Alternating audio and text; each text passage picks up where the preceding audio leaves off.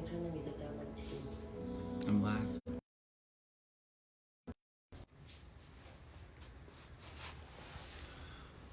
What's up? Wow. Hey, people. It's been a minute. Wow. What's up, everybody?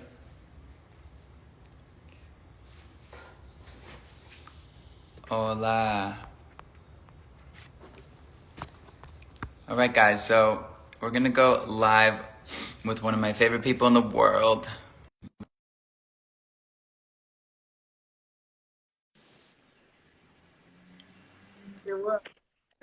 Yeah. How's it going, brother? It's so nice to see you, man. You look so Doing great good. as always. So nice to see you. Thank you. So do you, man. Wow. So this is officially the first time we're like publicly officially being taking the our most best bromance friends out in the to world right and now. I love it, and I love it because I know, Yeah. man. I'm so grateful to you for doing this. Excited By for the way, everybody everyone to who's see listening this and go watching, I know down. you absolutely love Shawn just like I do. Shawn doesn't do live so often. He's not always doing things like this, but as an amazing friend, and I want you to just see what a good friend he is, he was willing to do something just for me to help me share what I've been working on for the past couple of years with all of you. So Shawn, I'm deeply grateful to you. I appreciate you more than you know.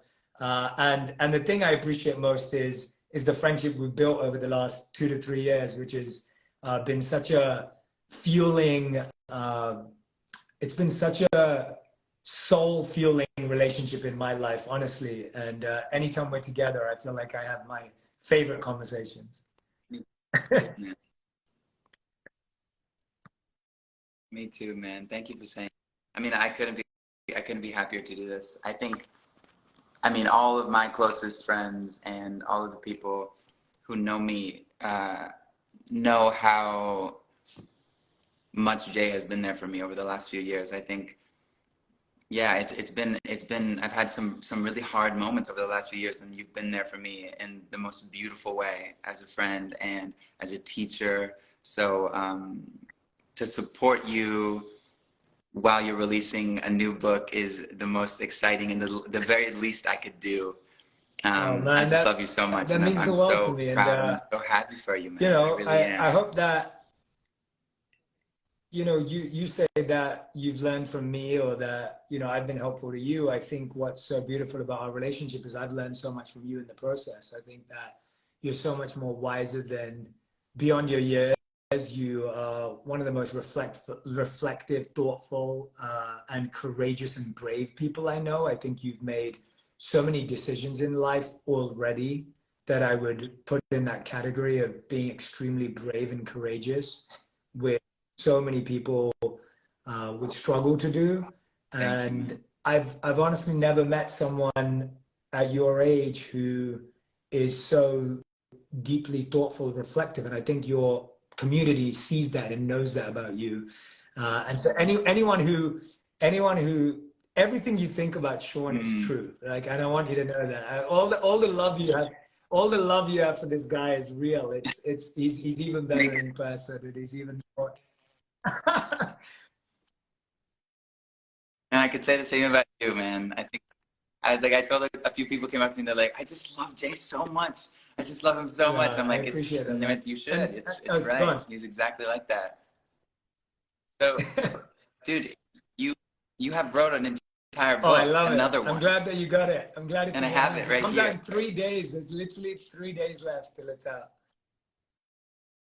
I, How do you know what, you right now, feel? How do you it's feel about it? always amazing as an author About it when, now? and I'm sure you feel this as an artist, that when you've made something, you've been in the studio. I've been in my cave almost, like not a real cave, but my cave of writing, to put this book together. It takes like 3 years for me to like research, and I'm reading from ancient wisdom, I'm pulling from modern science, I'm coaching people, I'm sitting down with friends and family, and then all of a sudden you put this piece of work together, and then it's not out there yet, but I've shared it with a lot of people so far, and honestly the best feedback I've had is that it's a workbook, and it actually works in the sense that the book is full of exercises, it's full of meditations, it's full of writing letters to yourself. Like, the book is not designed for you to just read it. The book is designed for people to experience it.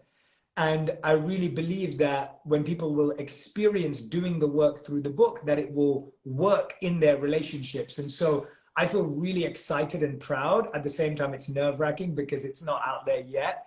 And also reading the audiobook, which I just did, like, probably about a month or two ago, when I read and sat. I was in the studio for 5 hours a day for 5 days, and reading it myself was like a really beautiful experience. Because, relearning. And so, you know what, the truth is, when I've obsessed about learning about love for the last 3 years, even more.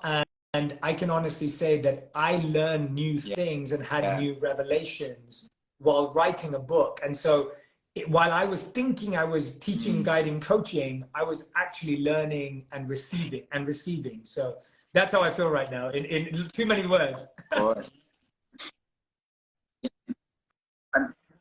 Yeah, I mean, it's so interesting too, because I feel like there's so many books that you read that kind of point out the problem, and they kind of just tell you that there is a problem, and you're like, great, now I know that there's a problem. What do I do with it?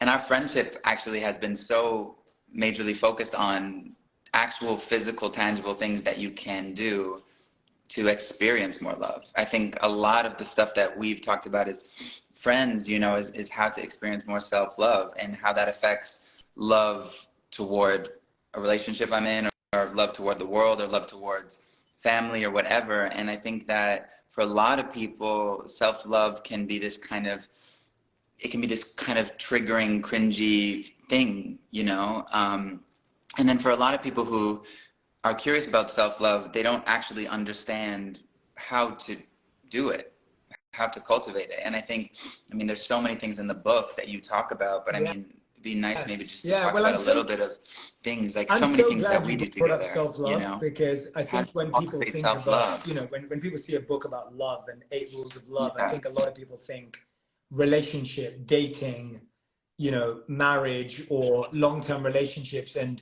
as you know, this book focuses heavily in the beginning on self-love and solitude. And I'm really glad that you brought that up, because one thing I discovered while writing this book was that we've started using these words in mainstream vocabulary so often, but so often we haven't really understood what those words mean for ourselves. And so when I was writing this book, I was trying hard to just not use these words that we hear all the time, but actually make sense of them. And one thing I discovered, which I think is what you've done this year, and the work that we've been doing together, and the work that you've been doing on your own, is that self-care comes from comfort. Like, when you create comforts around yourself, it creates self-care. You know, like when we hear things like, you know, like sleep in, take a bubble bath, like, you know, like light a candle, like these things are beautiful.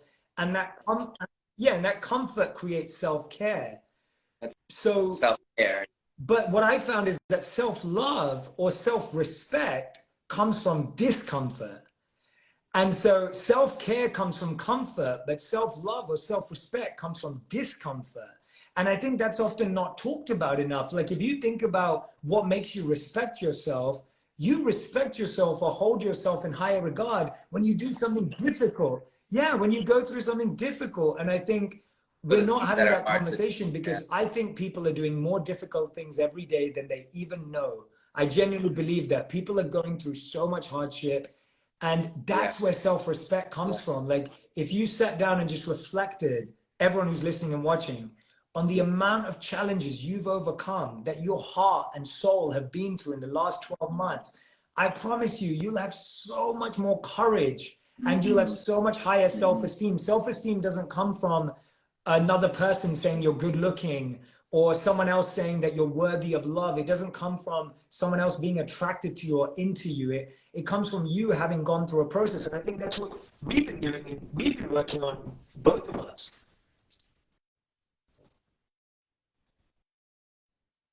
Yeah. Jay, can you hear me? I've got you. Have you got me? Can you guys still hear me? I wonder if this is... Okay, you can hear me and see I me? have you oh yeah, you come back now. Okay, Yeah, hopefully everyone can. you're a little bit breaking up, but I think you'll probably come back. I,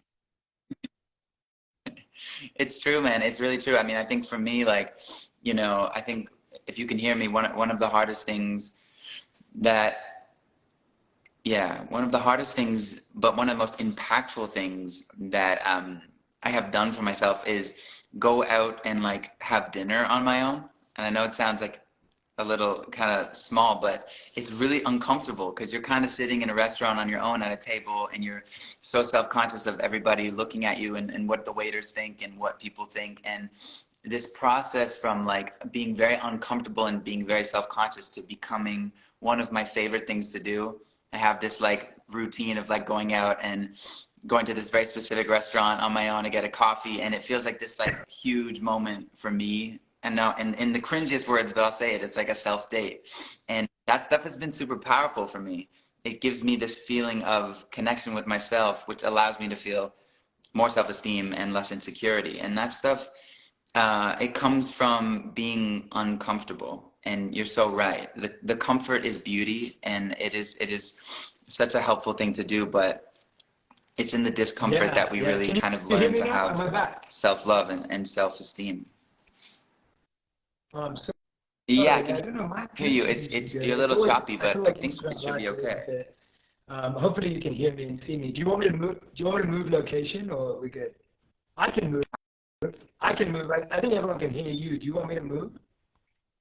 It's, yeah, Okay. Um, yeah. maybe try to move a little bit. Yeah. If But anyways, I'll tell these guys while we're here. This is a really cool moment for me. I'm on the back of Jay's book, guys. This this, this is a big moment for You. me. um, but yeah, I think for everybody that's on here, I guess you guys don't really know how close of a relationship Jay and I have, but over the last couple of years, Jay has been so extremely um, close and so helpful with this feeling of self-doubt and this feeling of insecurity and this feeling of lack of love. And through so many of the things that Jay talks about in the book and more, I've really been able to feel a lot more confidence in myself. And it's a process. Like I don't say that with full confidence yet, but it's a deep process. But I'm forever grateful for that. And I'm so glad that you decided to write about that because yeah, we're all obsessed Can you with hear me now? love. Why are we obsessed with love, Jay? Do you know why?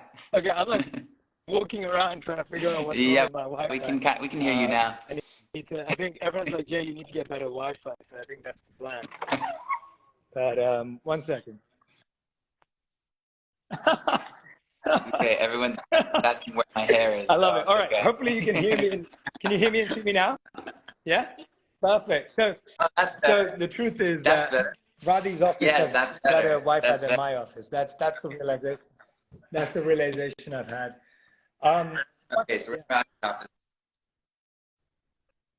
But I was just like, why do you think it is that we're so obsessed? Why are we so obsessed with love? Like, why is it that we yearn for it? And like, why is it that it's so fragile once we find it, and it's so hard to keep, Such a and great it feels question. like I mean, these highs if and you look at it lows. Like, from a what do you think that wisdom is? point of view, we're wired to love and be loved. Like that's how we were made. It's what we were made for. It's our heart's purpose and service and calling to love and be loved.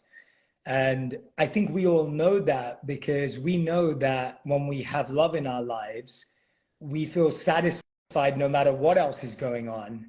You know, if your love life in terms of your self-love, and if you have a partner, if you have a healthy, loving relationship with them, then no matter what's going on outside, you can take care of stuff.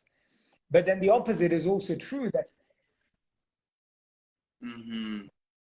exactly. And then Feels the like this opposite is also protection true of that even love. if Like you it have allows the you to face the perfect world. external life, but you don't have that love within, you feel really dissatisfied because it's how we're wired, it's how we're created. I think the highs and lows that you mentioned, they come about because of the material view of love or the commercialized view of love, where love has been shown to us in particular ways. Like I'll give an example of what I'm saying to everyone, that I think we've been made to believe there's a hierarchy of love.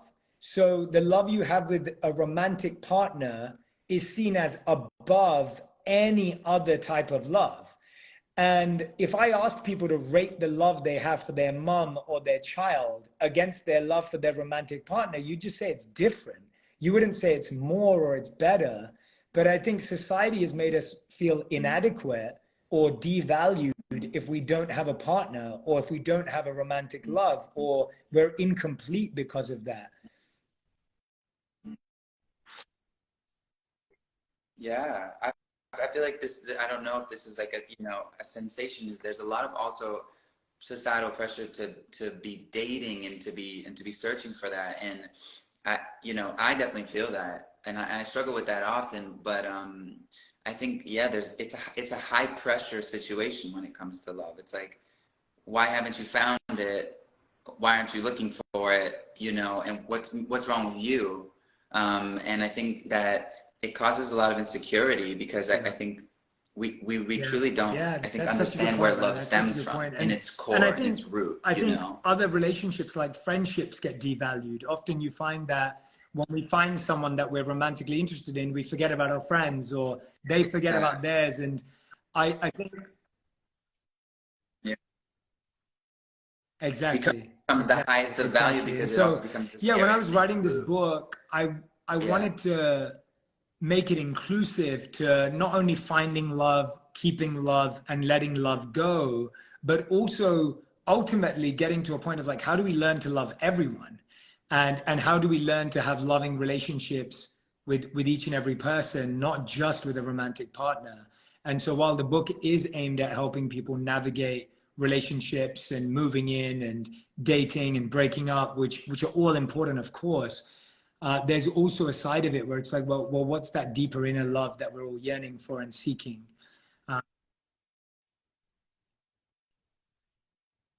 Yeah, and for like the people that are like in relationships right now, or have been in relationships, what about this crazy standard that you're not supposed to be fighting?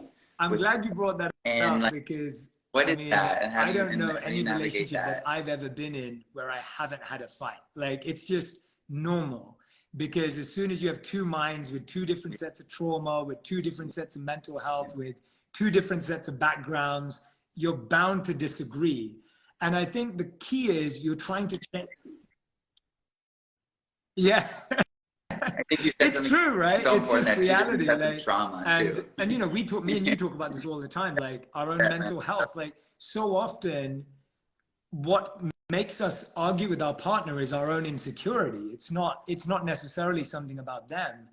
And what I found, which really helped me, was I discovered this idea that we have different fight styles. And often we want people to deal with arguments in the way we deal with arguments. And so in the book, I talk about these 3 fight styles. We have a quiz that helps people figure out which fight style they have. And I realized this through me and my wife. So I'm a classic venter. Venting is, I want to fix it and I want to figure it out right now. That's why we get along. That's why we get along. And my wife is a hider. She's like, I just need space. I need to be on my own. I need to think about it. I need to reflect on it. And in the beginning of our relationship, I used to say to her, I was like, you don't care about us because I want to talk about it. You want to hide. You want to run away. And she'd be like, no, I do care about it. Yes, yeah. And so what we've realized was, now instead of being upset that she needs space and I want to talk about it, we'll set a time and say, look, we're going to come back in 12 hours and discuss this, so that I feel I get to digest it, but I'm not waiting 2 days. And so the third one is exploding, which is like, I want to talk about my emotions and I want to talk about how I feel. And so none of these are good or bad. And I think if people were to learn their partner's fight style, they'd actually be better at dealing with the challenges that come with it, rather than just thinking that their partner's unreasonable or wrong, or doesn't care. Exactly. Doesn't care about it. So the book's full of these like questionnaires, surveys, quizzes that will help you kind of deduce these roles that you play. I spend a lot of time helping people figure out the types of exes they've dated, and some of the challenges that come with our repetitive patterns. We keep getting attracted Yeah. to the same person again and again and again. And then you wonder like why you end up in the same position again and again and again. And so, do you think that has a lot to do with the lack of compassion yeah, and it comes understanding back to of like us ourselves wanting to and maybe fill a self-love? gap in Going our back to that. lives that often was left by a parent or a first love, but we're Yeah. trying to fill it through another person. Yeah. And so you keep finding a new Yeah. person with a new name, with a new face, but you're trying to fill the same gap, only coming to the same realization that Yeah. the only person who can fill the gap is you. Yeah. And what if someone else's job was not to fill your gap, was to help you Yeah. grow? But if you keep forcing them to just fill a gap, they can't help you grow. Yeah. Yes, Their job is to exactly. support you and you to support them, but not fill that hole. Yeah. I mean, that's a thing at first that is like so daunting and ominous to be like, now I got to figure out how to fill this internal hole and I have no idea where to start. But the process, I think you have so many amazing tools, but the process actually, as you start to do it, Yes. you start to feel it kind of give back to you very quickly. Super quickly. Yeah, and You start to feel that hole fill up you can just speak from a to little that bit of most because you've been attention to doing that the yourself, most. And and it's hard, right? I'm not saying it's easy. We're not sitting here. Both of us are definitely not preaching, and I'm definitely not preaching or teaching it. I'm just saying that it is hard to work on yourself, but it's harder to expect someone to fill it. Like that's way more. Yes. Yeah. Yeah. It's harder to keep feeling pain. Like ultimately, the thing is like, if the constant replay of suffering and pain, it's like that's a harder experience than the uncomfortable feelings of what I love this working on for, Shawn, is yourself. because I'm looking at all the comments and people love you so much. It's so great. There is so much love for you here, and I think a lot of people are resonating with the conversation we're having. I'm seeing a lot of wonderful comments coming in saying, I agree with the point about parents' gaps needing to be filled. I'm seeing a lot of comments about, this is great. Someone saying, I just want to say thank you for teaching me something new every day, which is so beautiful that you all have that. Giselle says, mental health is what I need right now. There's so many people who are looking for that. And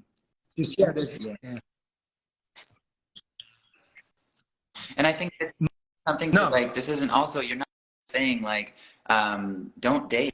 I'm back. Can you hear me? Yes, I can hear you. I can hear you. My social media time limit went off.